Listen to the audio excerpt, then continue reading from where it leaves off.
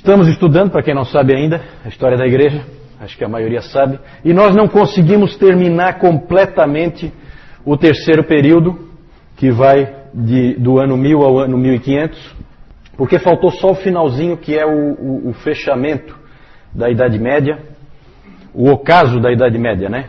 O declínio da Idade Média, o fim da Idade Média. Isso a gente não tratou. É bem rapidinho, é só para a gente dizer o que vai acontecer e por que o mundo vai mudar. Por que vai deixar de ser Idade Média, certo? Isso é interessante a gente falar, porque tem influência sim na chegada da Reforma. Deus usa até mesmo a cultura, o mundo secular ele usa para levar a sua igreja numa determinada direção. Isso nós vamos ver agora. Então, vamos tratar disso primeiro, depois a gente passa para a última parte, então, dos últimos 500 anos. Vamos falar do ocaso da Idade Média. Gente, a Idade Média é uma das coisas que talvez vocês tenham percebido, e que é uma coisa única sobre a Idade Média, isso nunca aconteceu, a não ser na Idade Média, é o que se chama de síntese da Idade Média. Síntese. Tudo é unido. Na Idade Média, tudo é uma coisa só. A teologia e o conhecimento humano andam juntos. A cultura anda junto com a igreja. O governo anda junto com a igreja, que anda junto com o cristianismo. Tudo está unificado. Tudo em torno do cristianismo. Então isso é o que é chamado de síntese da Idade Média. Isso aí aconteceu só uma vez na história, só na Idade Média, e eu acho que não vai acontecer nunca mais. Essa união de tudo, certo? Claro que Deus tinha algum propósito com isso, que é difícil para a gente imaginar qual seja, mas algum propósito ele tinha. Outra coisa que também a gente percebe, que vocês já perceberam no nosso estudo, é que Deus confinou o cristianismo na Europa. O que ele queria com isso? Certo? Ele fez o cristianismo nascer lá na Palestina, e aí ele confinou o cristianismo na Europa, fez surgir os muçulmanos, vocês lembram? As cruzadas tentaram libertar os muçulmanos, foram um fracasso, e acabou então ficando confinado na Europa o cristianismo. O resto do mundo não conhece o cristianismo nesse período que a gente está estudando. Também Deus tem algum propósito com isso, e lá Deus vai fazer coisas impressionantes, como a gente vai ver hoje. E uma coisa muito interessante ocorre para que haja o fim da Idade Média e a quebra da síntese. É a chegada do Renascimento. Renascimento ou Renascença. Por que Renascimento? Porque as pessoas daquela época, no final do século, lá pelo século XIV, XV, as pessoas começaram a perceber que o ser humano tinha perdido alguma coisa. Que na antiguidade havia muita coisa boa que se perdeu durante a Idade Média.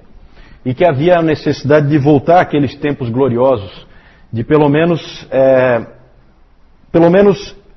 resgatar alguma coisa daquilo que a humanidade tinha conquistado naquele período que antecedeu a Idade Média, o período do Império Grego, do Império Romano, e toda a produção da filosofia, todas essas coisas que a gente sabe que existiam antes da Idade Média. Com o Renascimento começa-se a prestar mais atenção no homem. Sempre quando se fala em Renascimento, pensem em uma atenção ao homem, ao ser humano. Durante a Idade Média o ser humano ficou muito esquecido. A teologia ficou tão forte que só se falava em Deus e se esquecia o homem. E a intenção de Deus não é essa. A intenção de Deus é que Ele e o homem tenham comunhão. Foi para isso que Ele criou esse lugar aqui e colocou o homem como Senhor sobre a sua criação. Na teologia começam a surgir nomes que a gente não vai estudar, mas que eu vou citar só para que não fique em branco. Nomes como Guilherme de Ockham, nomes como Gabriel Bill. Esses homens, eles começaram a prestar mais atenção aos indivíduos, menos nas generalizações e mais nos indivíduos. A teologia escolástica sempre se preocupava muito com generalizações.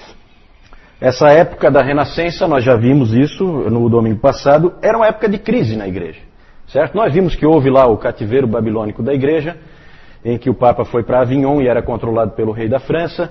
Nós vimos que chegou a ter 2 papas, nós vimos que chegou a ter 3 papas, nós vimos o baixo nível moral, teológico, o baixo nível em todos os sentidos do papado e de toda a estrutura da igreja. Então era um momento de igreja em crise, muitos absurdos acontecendo. se dizia que havia falha em reformar a cabeça e os membros. Então havia uma preocupação muito grande em reforma, porque a igreja estava totalmente destruída. É como uma casa caindo aos pedaços, que você vê que há necessidade de uma reforma, mas que às vezes está tão mal que você não sabe nem como fazer essa reforma. E era mais ou menos assim que a igreja estava. As pessoas sabiam que precisava de reforma na cabeça e nos membros, ou seja, no clero, na liderança e também nas pessoas que faziam parte da igreja.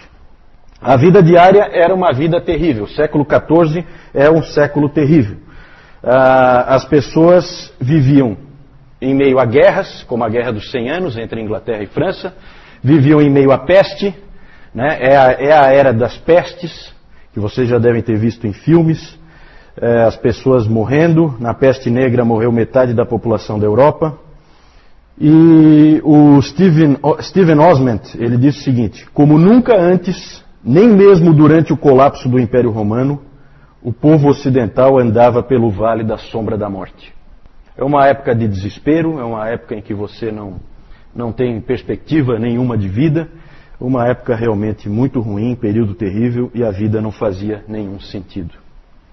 E ali, nesse contexto, então, surgiu o Renascimento. Ele começou na Itália, no século XIV, se fortaleceu no século XV e foi para o norte, mais ao norte da Itália, no século XVI.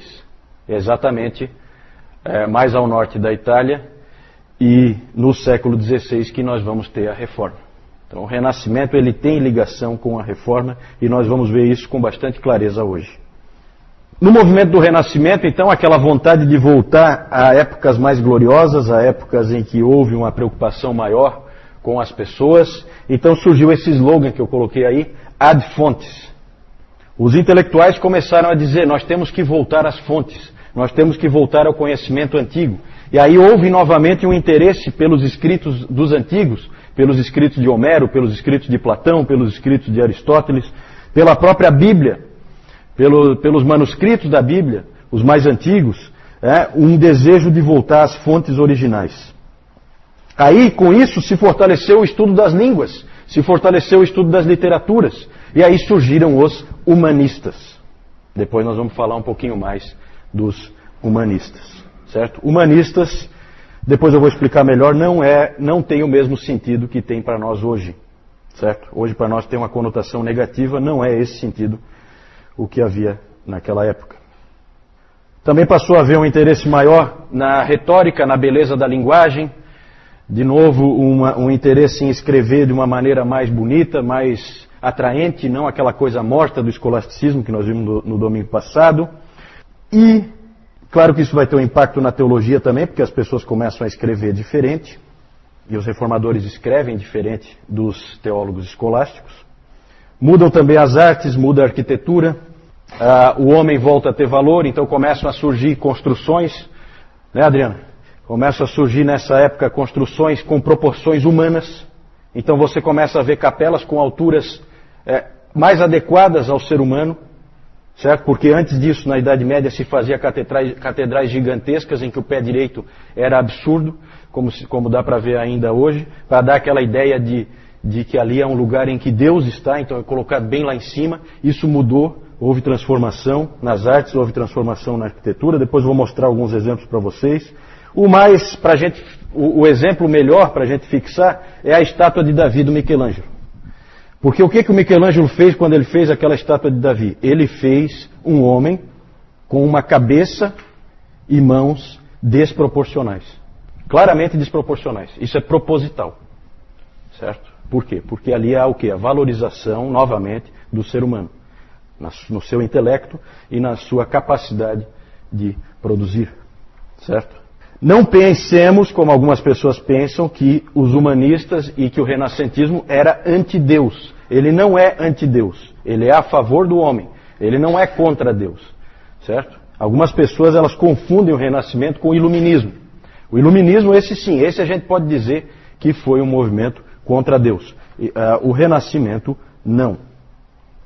Vamos ver aí algumas ilustrações. Na Idade Média, por causa do clima que as pessoas tinham, a arte era comumente era assim, ó. Muitos esqueletos, era comum ter a dança da morte, Por quê? Porque era a época da peste. Ali uma foice, né, para ceifar vidas. Então só pela arte você já tem uma ideia de qual era o clima dessa época, antes de vir o Renascimento. Com o Renascimento muda bastante. Tenho aí, eu não entendo de arte, mas a gente conhece, né, algumas obras renascentistas. Ali em cima então o Michelangelo, né, uma figura dele aí.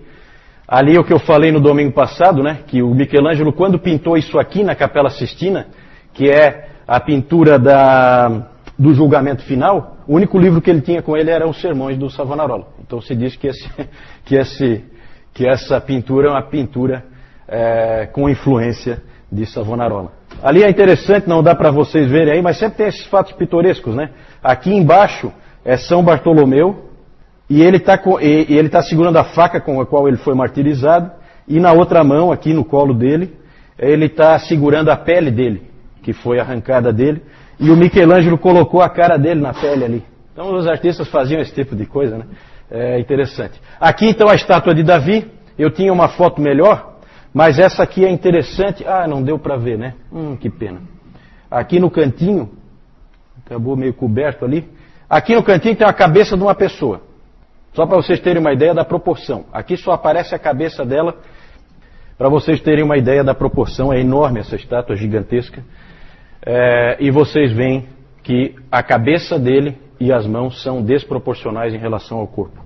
Bem maiores, bem fora de proporção. Isso é proposital. Claro que quando se fala em Renascença não se pode nunca deixar de falar de Leonardo da Vinci. E aí vocês veem de novo a valorização do ser humano. O homem como é que é o nome desse homem aí, que me ajuda? Vitruviano. Obrigado. O homem vitruviano, exatamente. Porque ele usou nesse homem aqui, o Da Vinci, ele usou as proporções que o Vitrúvio tinha dito como as ideais do ser humano. Né? A Mona Lisa, que todo mundo conhece, o quadro da Última Ceia. Né? Nessa época, só para vocês terem uma ideia do impacto dessa época, com a Renascença começa-se a pintar as pessoas como elas são. Isso não acontecia antes.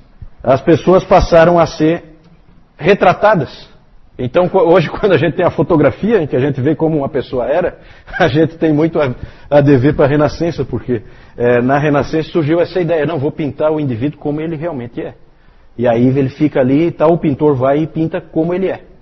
Então daqui para frente as figuras que a gente vê são como a pessoa era realmente. Diferente das figuras que a gente viu até agora, que eram mera imaginação. Né? Então é isso.